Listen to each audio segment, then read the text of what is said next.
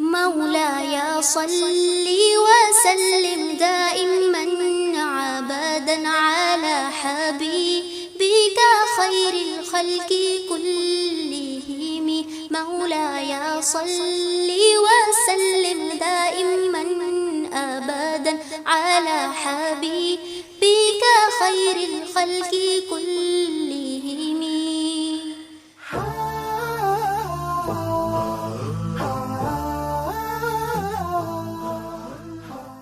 اعوذ باللہ من الشیطان الرجیم. بسم اللہ الرحمن الرحیم. رب اشرح لی صدری ویسر لی امری واحلل عقدۃ من لسانی یفقہوا قولی. نحمدہ نستعینہ ونصلی علی رسولہ الکریم. اللہم صلی علی محمد وعلی آل محمد کما صلیت علی ابراہیم وعلی آل ابراہیم انک حمید مجید. اللہم بارک علی محمد وعلی آل محمد کما بارکت علی ابراہیم وعلی آل ابراہیم انک حمید مجید. وہ آئے ہیں جہاں میں رحمت للعالمین ہو کر، پناہ بے کساں بن کر، شفیع المذنبین ہو کر. خرد کیا کر سکے گی رفتوں کا ان کی اندازہ، خرد کیا کر سکے گی رفتوں کا ان کی اندازہ. فلک بھی رہ گیا جن کے لیے فرش زمین ہو کر. السلام علیکم ورحمۃ اللہ وبرکاتہ. میری بہنیں، اللہ کی رحمتوں کا احسان ہے ہم پر کہ اس نے ہماری زندگی میں پھر یہ موقع دیا کہ ہم اپنے پیارے نبی محمد مصطفیٰ صلی اللہ علیہ وسلم پر کی زندگی کی جو جھلکیاں ہیں اس کو سیرت کی صورت میں جان سکیں. میری بہنیں، آج جو باب کا دریچہ ہم کھولنے جا رہے ہیں وہ ہے اللہ کے رسول کا دوسرے عربی قبائل سے تعلق، غیر ملکی تعلقات، یہودیوں سے تعلقات اللہ کے رسول نے کس طرح استوار کیا اور کیسے ان کے درمیان نہایت عظیم اخلاق اور حکمت عملی کے ساتھ اسلام کو پیش کیا. میری بہنیں، مشرکین مکہ اسلام کے اولین اور بدترین دشمن تھے. چنانچہ دفاع کی خاطر سپہ سالار اعظم محمد مصطفیٰ صلی اللہ علیہ وسلم نے فاصل ریاستوں کا ایک سلسلہ قائم کیا. فاصل ریاست اسے کہتے ہیں جو دو مخالف طاقتوں کے درمیان چھوٹی اور عام طور پر غیر جانبدار ہو، یعنی ہر قبیلہ ایک آزاد ریاست کے مانند تھا. اللہ کے رسول نے فاصل ریاستوں کا سلسلہ شروع کیا اور بتدریج مکہ کے گرد، مدینہ کے گرد گھیرا ڈال کر شرافت کے ساتھ اہل مکہ اور مدینہ کو مجبور کر دیا کہ وہ مسلم حکومت کی رضاکارانہ اطاعت کریں. ویسے تو عرب میں کئی قبائل تھے جو قریش مکہ سے طاقت میں کسی طرح کم نہیں تھے اور یہ سب بت پرست تھے. اگرچہ مکہ مکرمہ کو فتح کرنے کے لیے 21 سال کی کوششیں اور کاوشیں لگیں، 10,000 سپاہیوں پر مشتمل فوج کی ضرورت پڑی، مگر دوسرے قبائل کے خلاف چند سپاہیوں پر مشتمل مہم روانہ ہوتی اور اکثر قبائل فوری اطاعت قبول کر لیتے. حتیٰ کہ انتہائی ترقی یافتہ علاقے جیسا کہ یمن، بحرین، عمان، دومت الجندل نے جتنی تیزی اور آسانی کے ساتھ اسلام کی اطاعت قبول کی، اس صورتحال سے تاریخ داں بھی حیران و پریشان ہیں. اسلام نے ان قبائل کو حکمرانی اور خود مختاری دی. ان سے کوئی مطالبہ نہیں کیا سوائے اس کے کہ وہ انسانوں کے بنائے ہوئے بے حس و بے جان بتوں کی پرستش ترک کر دیں. مسلمانوں نے ان کے علاقائی بت خانے تباہ و برباد کر دیے، مگر بت پرستوں کے عقیدے کے مطابق بت شکن مسلمانوں پر خدا کا عذاب نازل نہ ہوا، جس سے فوری طور پر ان کے بتوں کی بے بسی اور بے چارگی ثابت ہو گئی. اب دیکھیں، یہاں پر یہ بات قابل غور ہے کہ اگر کوئی شخص اعداد و شمار کا بغور جائزہ لے تو اسے علم ہو جائے گا کہ دین اسلام کی سربلندی کے لیے لڑی گئی جنگوں میں اسلحہ کا استعمال اور خون ریزی عملی طور پر نہ ہونے کے برابر تھی. نبی صلی اللہ علیہ وسلم نے مدینہ منورہ میں آنے کے بعد مشرکین کے خلاف جنگ شروع کی تھی اور 10 سال بعد آپ صلی اللہ علیہ وسلم اس دار فانی سے کوچ کر گئے.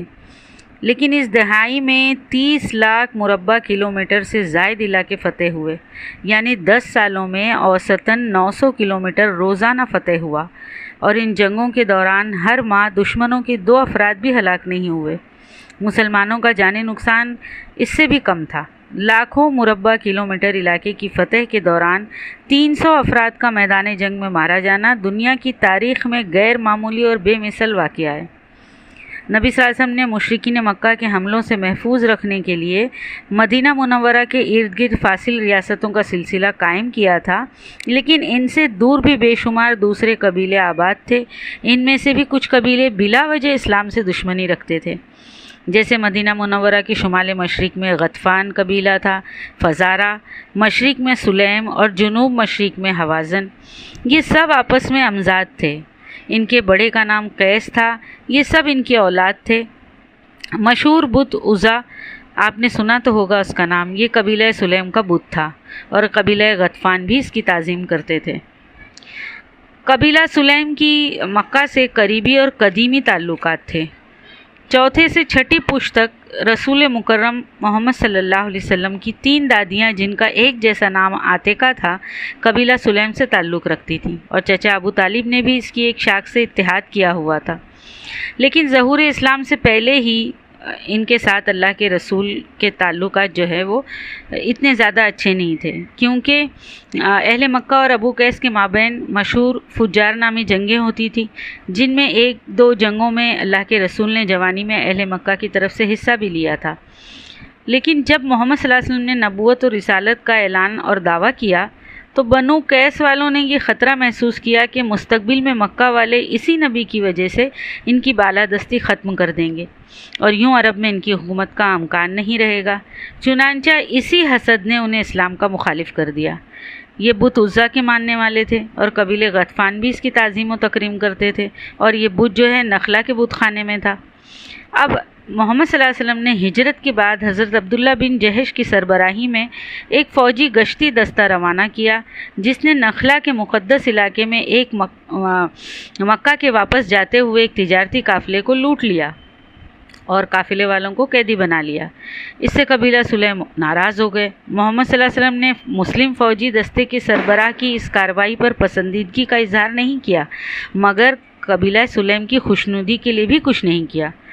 2 ماہ بعد جب جنگ بدر ہوئی تو نبی آخر الزماں صلی اللہ علیہ وسلم نے قبیلہ سلیم کی دشمنی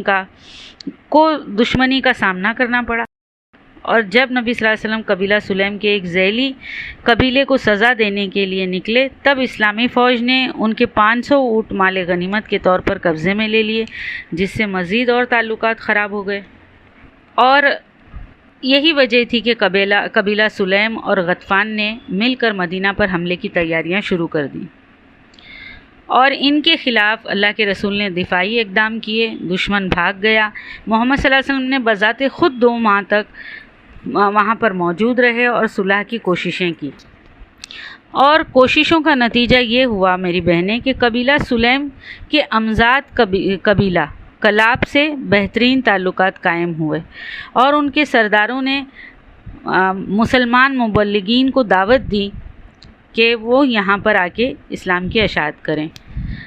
اسی طرح اللہ کے رسول نے 40 سے 70 مبلغین اسلام کا وفد بھیجا، لیکن وہاں ان کو دھوکے سے قتل کیا گیا۔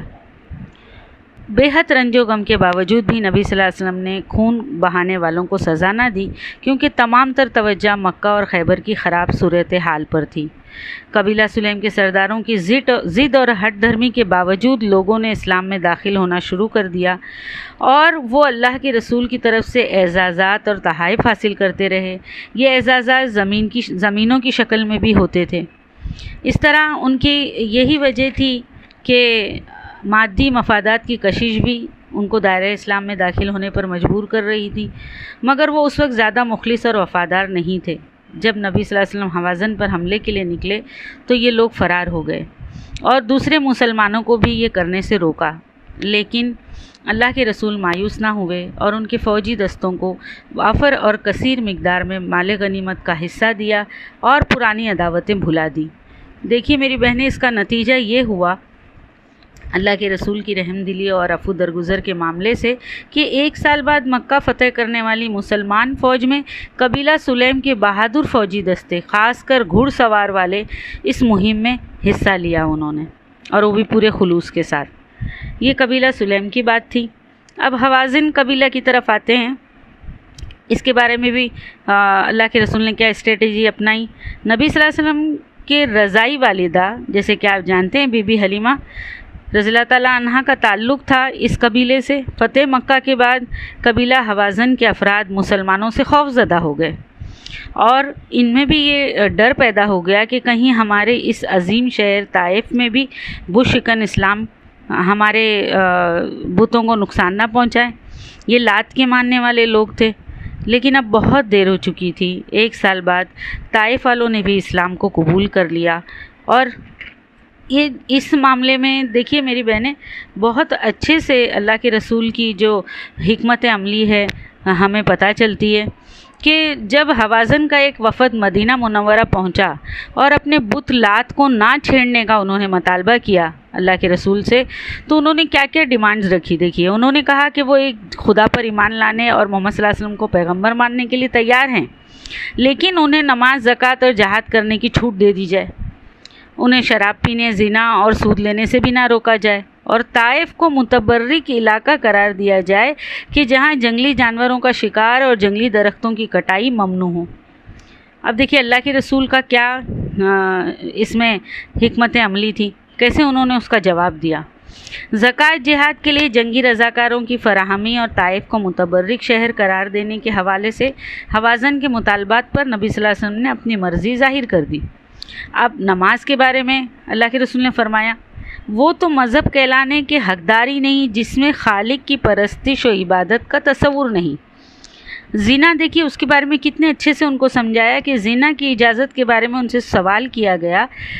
سوال کیا تو انہوں نے کیا جواب دیا، کیا تم میں سے کوئی اس بات کی اجازت دے گا کہ اس کی بہن، بیوی یا بیٹی کی عزت کوئی اجنبی پامال کرے؟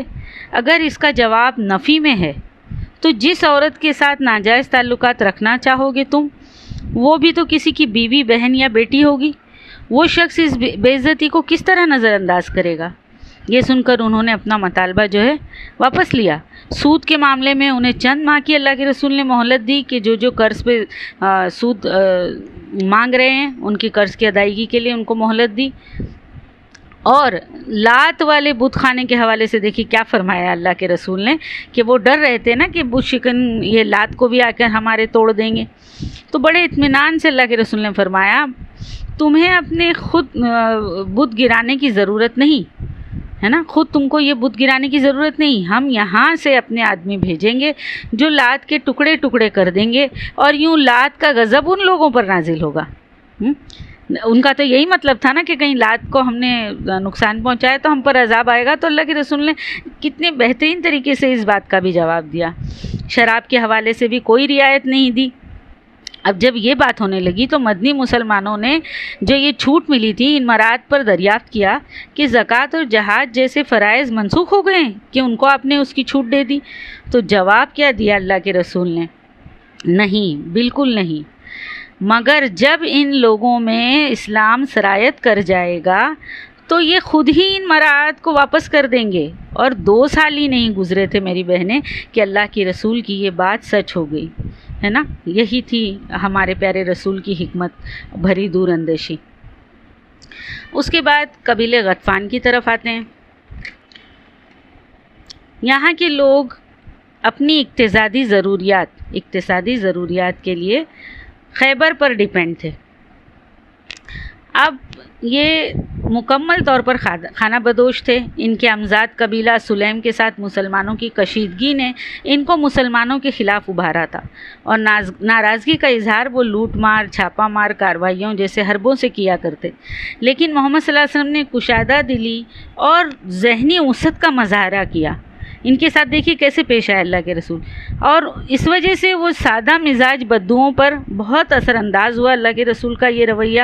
جیسے آپ کو مثال کے طور پر وہ واقعہ میں سنانا چاہتی ہوں، اور میں یہ جانتی ہوں کہ آپ لوگ بھی اس کے بارے میں جانتے ہیں، لیکن یہ غطفان قبیلے کے لوگوں پر دیکھیے یہ بدوؤں پر کیسے اثر انداز ہوا کہ جب زوامر زوامیر کی مہم کے دوران جب دشمن بھاگ گئے یعنی میدان جنگ سے، اور اسی دوران بارش ہونے لگی، تو نبی صلی اللہ علیہ وسلم نے بھی اپنا گیلا لباس خشک کرنے کے لیے درخت پر لٹکا دیا اور خود آرام فرمانے لگے۔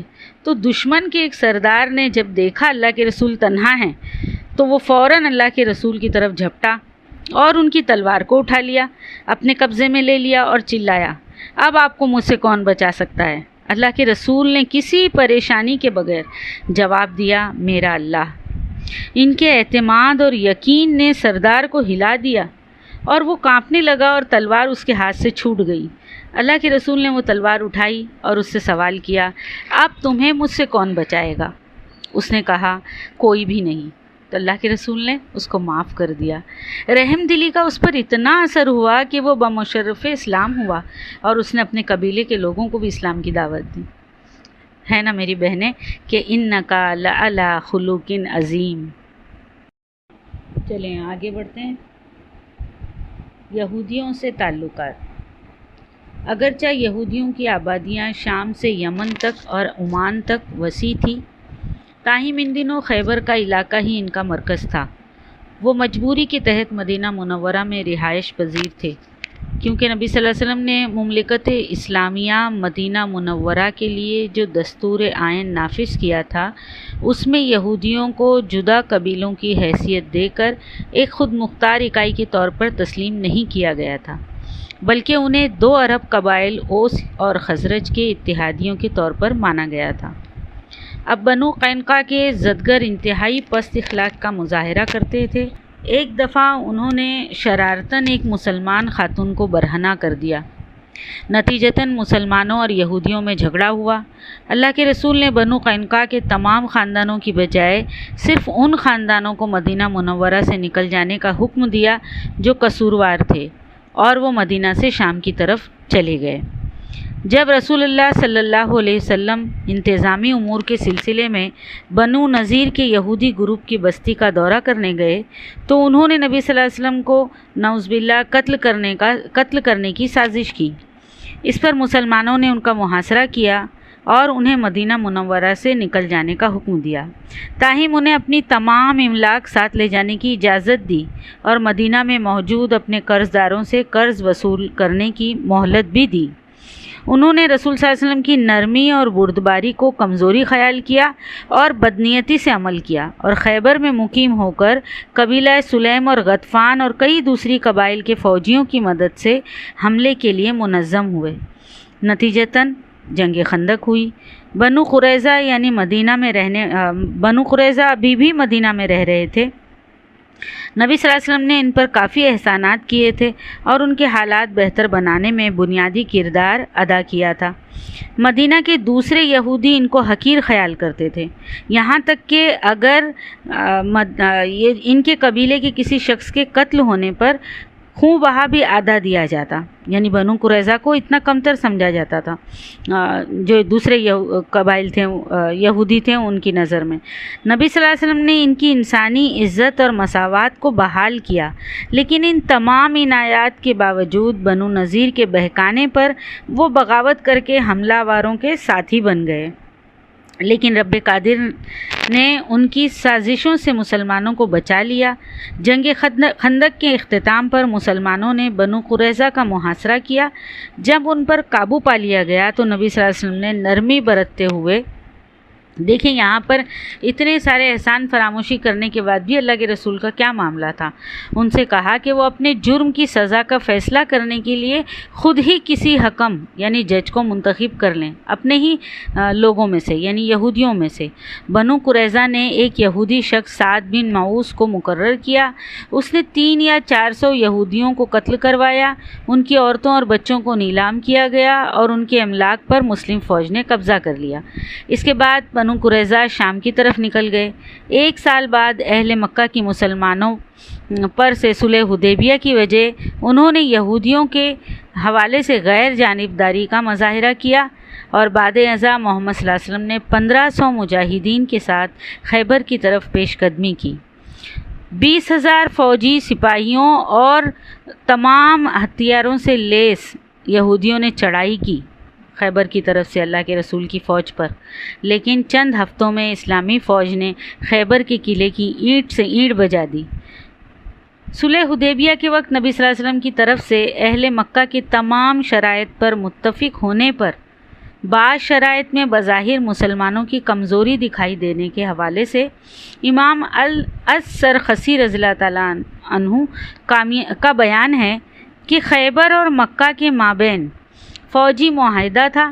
یعنی اس کی وجہ کیا تھی؟ یہ جو ظاہر تو لگ رہا تھا کہ اللہ کے رسول نے ان کی تمام شرائط کو مان لیا، لیکن ان کا بیان یہ ہے، یعنی ان کا یہ جو ریسرچ یہ کہتا ہے کہ خیبر اور مکہ کے مابین فوجی معاہدہ تھا۔ اگر اللہ کے رسول ان میں سے کسی ایک کے خلاف کارروائی کرتے تو دوسرا مدینہ منورہ پر حملہ کر دیتا۔ یہ اللہ کے رسول کی دیکھیے دور اندیشی اور کیسی حکمت عملی تھی۔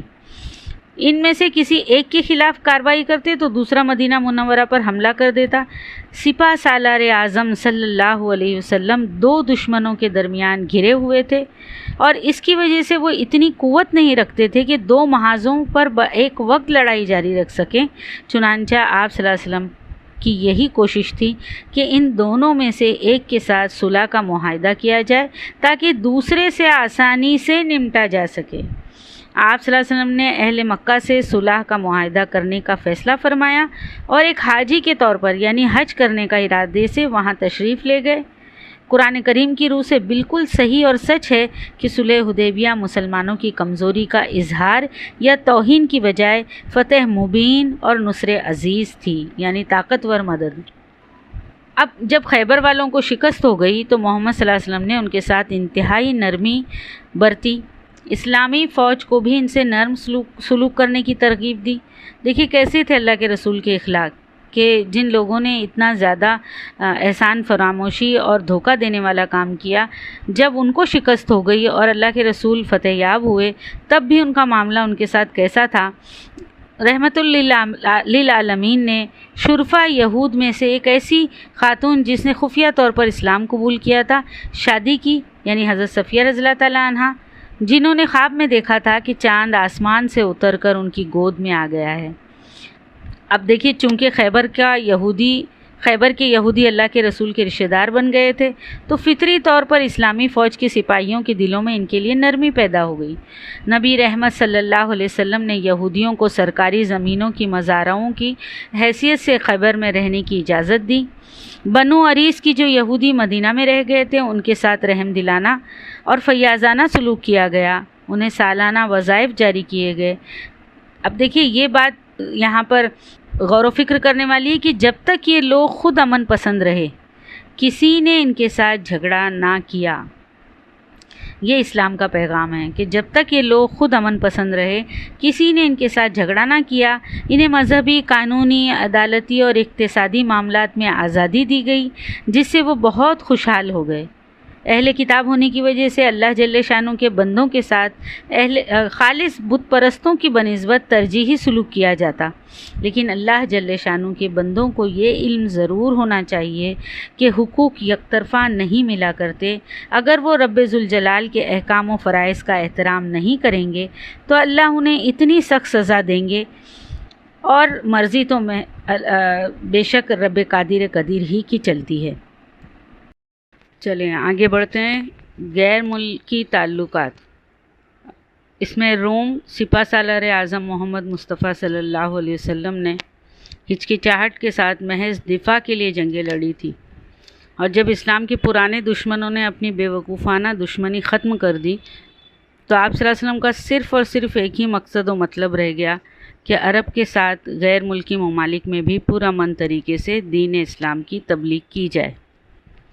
سرور کائنات حدیبیہ کے مقام سے واپسی پر جہاں اہل مکہ کے ساتھ پرامن باہمی مفاہمت اور کامیابی اور کامران رہے، اور فتح مکہ کا ذکر ہی کیا، خیبر پر قبضے کا انتظار کیے بغیر فوراً بیرونی ممالک میں اپنے قاصد روانہ کیا، یعنی فتح مکہ اور حدیبیہ کے جو صلح نامہ تھا اس کی کامیابی کے بعد خیبر پر قبضے کا انتظار کیے بغیر فوراً بیرونی ممالک میں اللہ کے رسول نے اپنے قاصد روانہ کرنا شروع کر دیے۔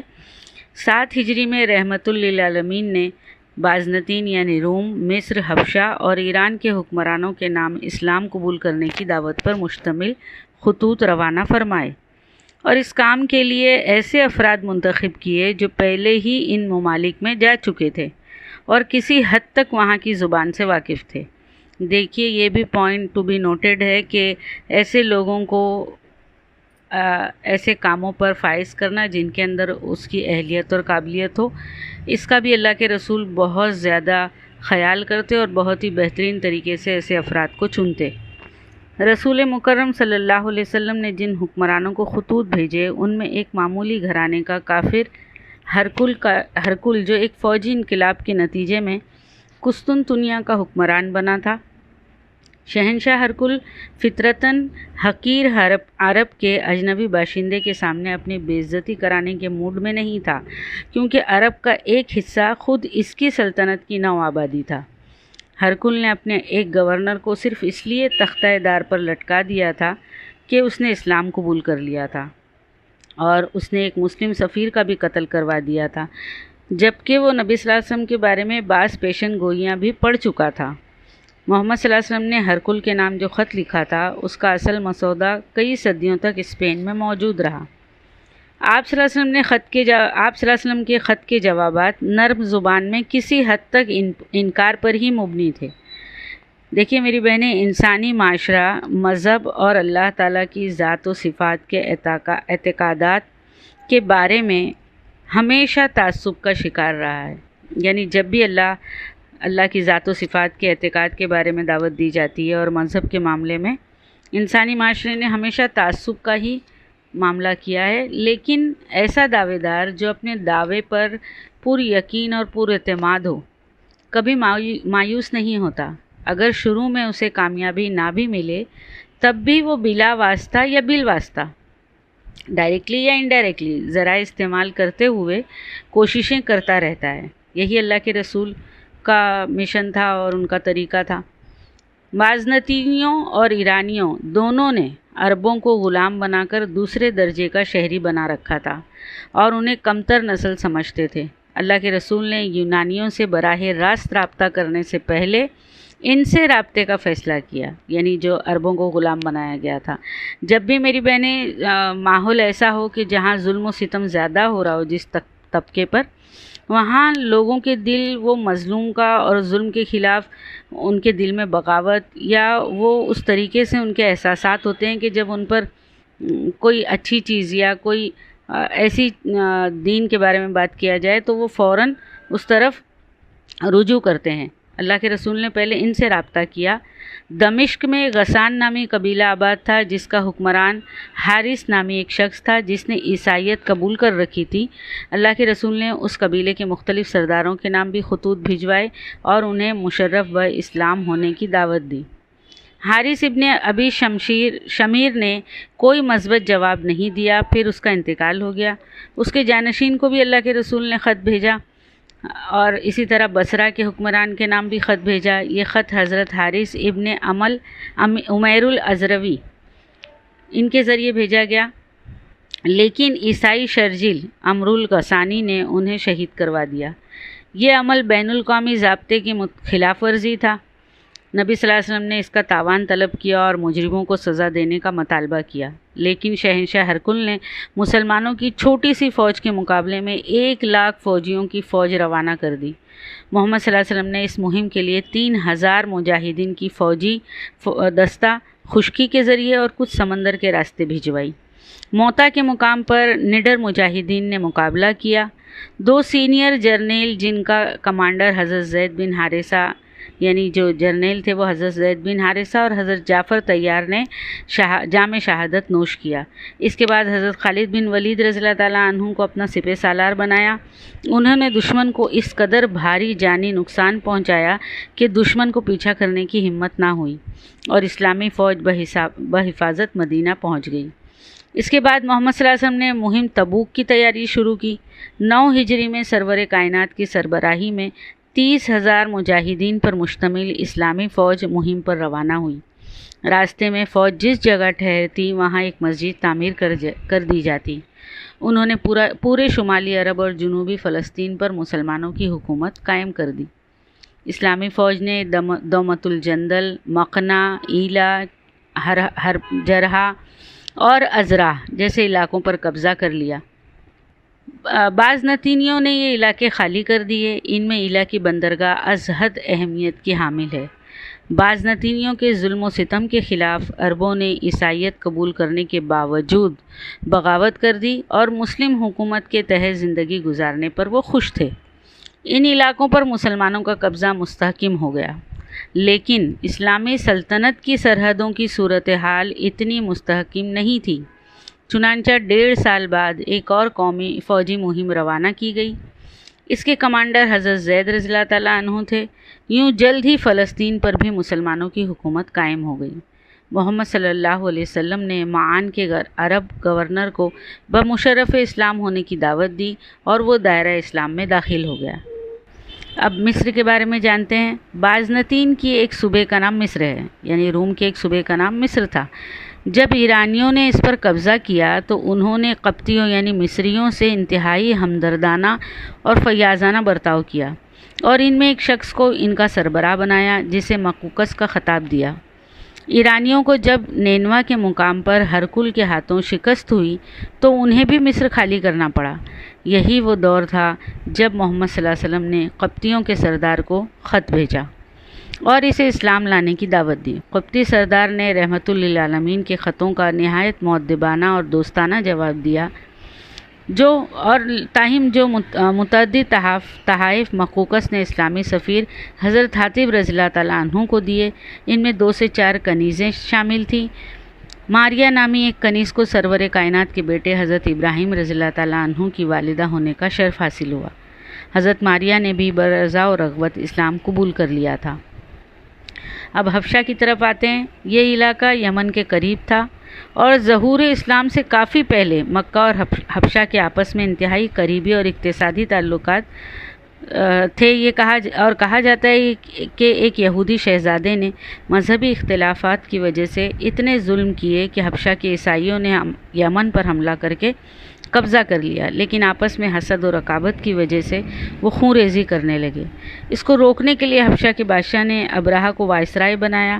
یہی وہ ابرہہ ہے جس نے کعبۃ اللہ کو اس خیال سے کہ عیسائیت کے فروغ میں سب سے بڑی رکاوٹ ہے، نعوذ باللہ، ڈھانے کے لیے حملہ کیا۔ اللہ کے رسول نے جن حکمرانوں کے جانب خطوط بھیجے تھے ان میں بادشاہ نجاشی بھی شامل تھا، جس کا اصل نام اسہمہ تھا۔ حضور صلی اللہ علیہ وسلم کے اعلان نبوت اور رسالت کے تقریباً 5 سال بعد مکہ میں ایک خدا اور نبی صلی اللہ علیہ وسلم کے ماننے والوں پر ظلم و ستم کے پہاڑ ڈھائے گئے۔ انہوں نے وطن چھوڑ کر سمندر پار کے ملک حبشہ جانے کا فیصلہ کیا۔ حضرت جعفر بن ابی طالب کے ہاتھ شاہ حبشہ کے نام ایک تعارفی خط بھیجا گیا۔ اگلے سال مکہ والے 2 سفارتی وفد مسلمانوں کو حبشہ سے بے دخل کرنے کے لیے بھیجے مشرکین مکہ نے، لیکن انہیں منہ کی کھانی پڑی۔ جب دوسرا سفارتی وفد بھیجا گیا تو محمد صلی اللہ علیہ وسلم نے بھی اپنا ایک سفیر حبشہ بھیجا تاکہ اہل مکہ کی چالوں کا بھرپور مقابلہ کیا جا سکے۔ اللہ کے رسول نے جو خط لکھا تھا اس کا اصل مسودہ اس وقت دمشق میں موجود ہے۔ یہ کہا جاتا ہے کہ شاہ نجاشی مشرف اسلام ہو گیا تھا۔ اس کا ثبوت یہ بھی ہے کہ سرور کائنات صلی اللہ علیہ وسلم نے ان کی غائبانہ نماز جنازہ پڑھائی تھی، لیکن نجاشی بادشاہ اپنی رعایا کو اسلام کی ترغیب دینے میں ناکام رہا۔ اس کے بعد اللہ کے رسول نے اس کے جانشین کو بھی دعوت اسلام کا خط لکھا، لیکن اس نے اسلام قبول نہیں کیا۔ تاہم حبشہ کے شہریوں کی ایک معقول تعداد دائرہ اسلام میں داخل ہو گئی، جن میں نجاشی کا ایک بیٹا بھی شامل تھا جو بعد میں مدینہ منورہ آ گیا تھا، اور اس نے رسول اللہ صلی اللہ علیہ وسلم کے خاندان کفالت میں رہتے ہوئے یہیں رہائش اختیار کر لی تھی۔ عرب میں حبشہ کے کئی باشندے موجود تھے۔ مؤذن رسول حضرت بلال رضی اللہ تعالیٰ عنہ کو بھی حبشی کہا جاتا ہے۔ اس کے بعد ایران کی بھی بازنطینی سلطنت کی طرح کہانی ہے۔ 7 ہجری میں جب رسول صلی اللہ علیہ وسلم نے کسرا یا خسرو پرویز، یہ ایرانیوں کے بادشاہوں کا لقب ہوتا تھا، کو پرانا مذہب چھوڑ کر نئے مذہب اسلام قبول کرنے کی دعوت پر مشتمل خط لکھا۔ تاہم یہ کہنا مشکل ہے کہ یہ خط خسرو پرویز نے خود وصول کیا تھا یا کسی جانشین نے، کیونکہ انہی دنوں ایرانیوں کو نینوا پر مکمل تباہی برداشت کرنی پڑی تھی۔ شہنشاہ ایران خود اپنے بیٹے کے ہاتھوں قتل کر دیا گیا تھا۔ بہرحال افراتفری کا ماحول تھا اور اسلامی سفیر کے ساتھ انتہائی حقارت و توہین کا سلوک کیا گیا۔ شاہی دربار سے اسے نکال دیا گیا۔ امام ترمذی کی حدیث کے مطابق ایران کی ایک ملکہ نے مدینہ منورہ میں، یعنی جب یہ تختہ پلٹا اور ایک ملکہ جب سلطنت پر بیٹھی تو اس نے اس خوف سے کہ یہ جو بغاوت شروع ہوئی ہے، اس نے اس تلافی کے لیے مدینہ منورہ میں اپنا سفیر بھیجا، جو کہ تحائف لے کر سرور کائنات محمد صلی اللہ علیہ وسلم کی خدمت میں حاضر ہوا۔ اس کا مقصد مسلمانوں کو پہنچائی جانے والی تکلیف و بے عزتی کی تلافی تھی۔ ایرانیوں کی غلامی سے چھٹکارا حاصل کرنے کے لیے یمنیوں نے یمن میں سکونت پذیر ایرانیوں کے ساتھ ایرانی نسل کے حاکموں اور فوجیوں کو بھی قتل کرنا شروع کر دیا تھا۔ ایسے حالات میں جب محمد صلی اللہ علیہ وسلم نے یمن والوں کو دائرہ اسلام میں داخل ہونے کی دعوت دی تو انہوں نے اس کا مثبت جواب دیا، جس پر نبی صلی اللہ علیہ وسلم نے حضرت علی اور حضرت خالد بن ولید رضی اللہ تعالیٰ عنہما کو وہاں بھیجا۔ نتیجتاً یمن کے کافی قبیلے مشرف با اسلام ہو گئے۔ وہاں نجران کے عیسائیوں نے مسلمانوں کی اطاعت قبول کر کے امن و امان کے ساتھ زندگی گزارنے کو فوقیت دی۔ یمن کا باشعور ایرانی گورنر بازان نے بھی آگ کی پرستش ترک کر کے خدائے واحد کی پرستش کرنے لگا اور بڑا مخلص مسلمان بن گیا۔ اللہ کے رسول نے اسے گورنر کے عہدے پر برقرار رکھا اور اس کے انتقال کے بعد اس کے بیٹے شہر کو بھی نبی صلی اللہ علیہ وسلم نے گورنر بنا دیا۔ دیکھیے اس طرح اللہ کے رسول نے فیصلہ کیا کہ مسلمانوں کو یمن میں مقیم کافی تعداد میں ایرانیوں میں لازماً تحفظ کا احساس پختہ ہو جائے، ہے نا، کہ اللہ کے رسول نے اس کے بیٹے کو گورنر بنا دیا۔ ہادی کون و مکان نبی صلی اللہ علیہ وسلم نے بہت سے متقی پرہیزگار لوگوں کو یمن کے انتظام سنبھالنے کے لیے روانہ کیا۔ ان میں بعض مثلاً حضرت ابو موسیٰ اشعری جو یمنیون نسل تھے، اصحاب کرام اجمعین نے وہاں بحیثیت منصف یعنی جج، استاد، ٹیکس وصول کنندہ اور عام انتظامی افسران کی حیثیت سے نمایاں خدمات انجام دی۔ حضرت معاذ بن جبل انسپکٹر جنرل کے عہدے پر فائز تھے، جن کی مسجد آج بھی قصبہ جند میں موجود ہے۔ نبی صلی اللہ علیہ وسلم نے چند فوجی دستے بت خدا کو مسمار کرنے کے لیے بھیجے۔ اب دیکھیے یہ عمل کرنے کے بعد کیا ہوتا تھا کہ بت خدا توڑنے پر کوئی عذاب نازل نہ ہوا تو یمن کے سادہ لو عوام کے دلوں میں وہم اور خدشات بھی ختم ہو گئے۔ جلد ہی عملاً چند یہودی خاندان اور نجران کے ایک عیسائی قبیلہ کے علاوہ پورا یمن دائرہ اسلام میں داخل ہو گیا۔ اب دیکھیے ظہور اسلام سے پہلے یہاں عیسائی مبلغین اپنا جو تعلیم کا کام جو انہوں نے کام شروع کیا تھا، مذہبی تعلیم کو انہوں نے وہاں راسخ کیا اور بے انتہا وہ ظلم کرتے تھے مذہبی اختلافات کی وجہ سے۔ در حقیقت یہ جو ان کی جو ظلم تھا اس کا قصہ قرآن میں اصحاب الاخدود اسی حوالے سے بھی آیا ہے۔ اب شہنشاہ یہ جو وفد تھا، یہ جو عیسائیوں کا جو وفد تھا، ان کے ایک بڑے پادری وہ یہ چاہتے تھے کہ ہم مکہ جا کر اللہ کے رسول سے ملیں، مدینہ میں جائیں، اور وہ اپنا ایک وفد اپنے بڑے پادری کی قیادت میں انہوں نے مدینہ میں بھیجا، اس امید کے ساتھ کہ مدینہ کہ وہ محمد صلی اللہ علیہ وسلم کو تثلیث اور صلیب یعنی جو وہ تین خدا مانتے تھے، ہے نا، عیسیٰ علیہ السلام کے بارے میں جو ان کا عقیدہ تھا، اس پر وہ اللہ کے رسول کو قائل و مائل کریں گے، کیونکہ وہ سمجھتے تھے کہ ہمارا ہی مذہب سب سے صحیح اور سچا اور حق پر ہے۔ تو اس لیے وہ اللہ کے رسول کے پاس ایک وفد بھیجا بڑے پادری کے وفد ساتھ میں، اور وہاں پر وہ جب اللہ کے رسول کے پاس پہنچے تو اس کے بارے میں دیکھیے آل عمران میں سورہ 60 اور 61 میں بھی یہ بات آئی ہے کہ جب عیسائی وفد نے اللہ کے رسول کے ساتھ مذاکرات کیے تو آپ صلی اللہ علیہ وسلم نے پہلے تو ان کی بہت عزت سے ان کی مہمان نوازی کی اور انہیں ایسے مدلل جوابات دیے جن سے وہ خاموش ہو گئے۔ اب آپ صلی اللہ علیہ وسلم نے ان سے جو یہ مذاکرہ کیا اس کا ذکر یہ آل عمران میں بھی ہے۔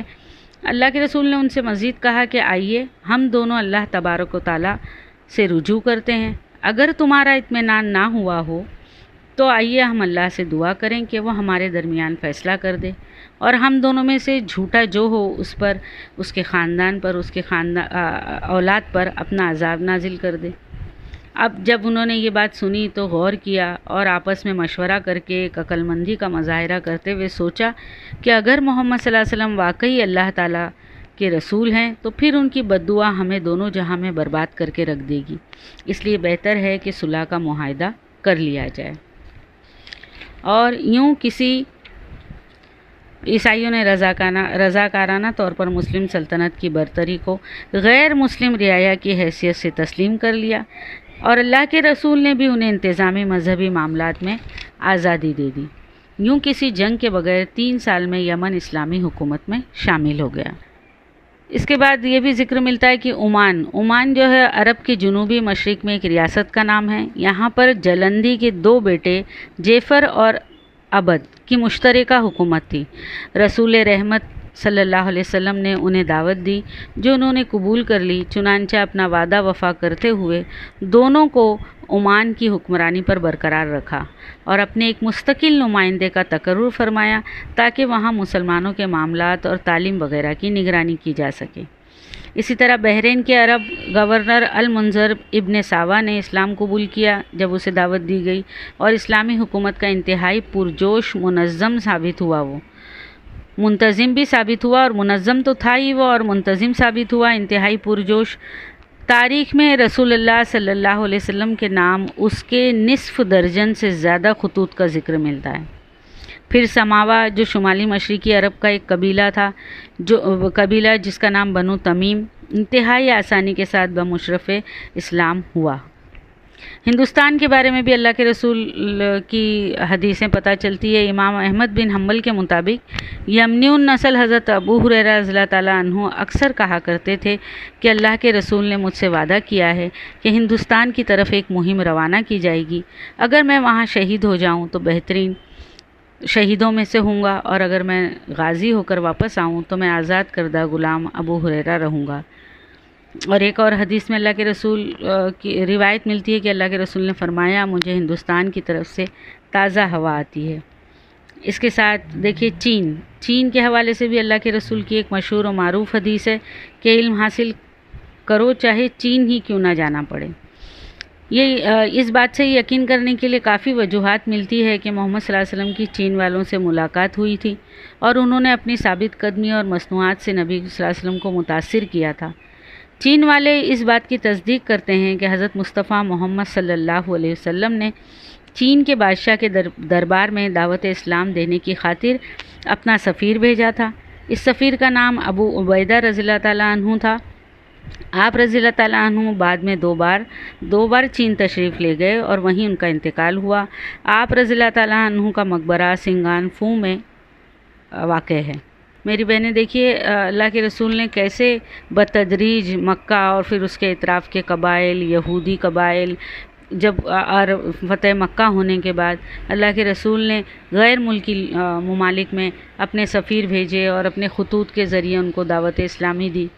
اور پھر جب تک کہ دیکھیے یہ سیرت ہمیں بتاتی ہے کہ جب تک مخالف ممالک نے یا مخالف پارٹی نے پہل نہیں کی، اللہ کے رسول نے کوئی جنگ نہیں کی، اور کئی جگہوں پر تو اللہ کے رسول نے بغیر کسی جنگ کے ہی اسلام کو قائم کیا اس زمین پر۔ بات یہ ہے کہ اللہ کے رسول بہت زیادہ دور اندیش اور بہت زیادہ عقل مندی کا مظاہرہ کیا انہوں نے، اور یہ بھی ایک سوچنے والی بات ہے، ایک سیکھنے والی بات ہے کہ جب بھی اللہ کے رسول کسی کو اسلامی دعوت یا دعوت نامہ بھیجتے اور جب وہ اس پر اعتماد کرتے ہوئے اسلام قبول کر لیتے تو وہ ان کو یوں ہی نہیں چھوڑ دیا کرتے، بلکہ ان کی تعلیم و تربیت اور پھر ان کے جو وہاں کے انتظامات ہے اس کے لیے وہ خاص طور پر اپنے صحابہ کو وہاں بھیجتے، اور جب تک کہ وہاں پر پوری طرح سے مکمل طریقے سے انتظامی لحاظ سے، مذہبی لحاظ سے، عدالتی لحاظ سے اسلام قائم نہیں ہو جاتا، ان کی برابر وہ سرگزش کرتے رہتے۔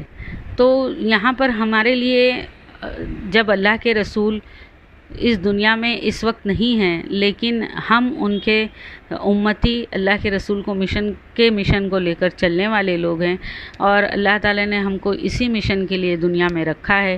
تو پھر میری بہنیں، کتنا ضروری ہے کہ اللہ کے رسول کی سیرت کا مطالعہ بار بار بغور کیا جائے، تاکہ ہم بھی اسی اسوہ حسنہ، اسی ہی قدموں کے نشان پر چلتے ہوئے اس مشن کو کامیاب بنا سکیں۔